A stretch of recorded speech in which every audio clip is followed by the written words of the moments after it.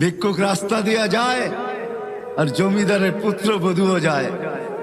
একজন সামনের থেকে আসতেছে, একজন সামনের দিকে যাইতেছে। দুইজনের ক্রসিং এর সময় ভিক্ষুকের গায়ের কাদা জমিদারের পুত্রবধূর গায়ে লেগে গেছে। সে দুনিয়া আন্ধার করে ফেলছে, স্বামীকে ডাইকা নিয়ে আসছে, বলছে এই ভিক্ষুক আমার কাপড় নষ্ট করে দিছে। সে শুধু ভিক্ষুক ছিল না, বৃদ্ধ ছিল। বৃদ্ধ ছিল না শুধু, জীর্ণ ছিল, শীর্ণ ছিল, শরীরে কাপড় ছিল না, ফাটা চিরা কাপড় ছিল, পায়ে জুতা ছিল না, পেটে ভাত ছিল না। জমিদারের পুত্র সইতে পারে নাই, যৌবনী শক্তি সয়তো সয় কি কইরা তার স্ত্রীর গায়ে ভিক্ষুকের কাদা, বস সমগ্র শক্তিকে হাতে একত্র করে বৃদ্ধের গালে বসায়।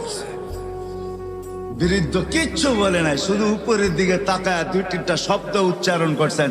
শব্দগুলা হলো ইয়া মাল্লা তারা হলো ওয়ুন, ও আল্লাহ চোখে দেখা যায় না, ও তারা কুল্লা শাই, তুই সব দেখিস, ফারা তারা মা বি, তুই কি দেখিস না আমার সাথে কি ঘটতেছে, এটা কি দেখিস না?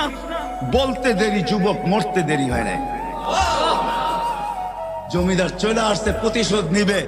বৃদ্ধের একদিকে মুস্কি হাসি, একদিকে বলতেছে প্রেমের খেলা এমনই হয়।